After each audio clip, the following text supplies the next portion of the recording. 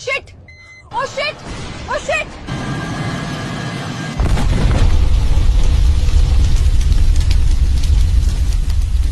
अजित पवारांसह 6 जणांचा या विमान अपघातात मृत्यू झाल्याची माहिती समोर आली आहे.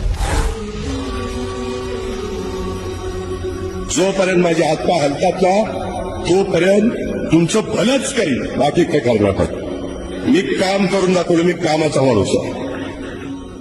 मी सत्तेसाठी उभा राहिलो नाही, मी उभा राहिलो कारण महाराष्ट्र थांबू नये.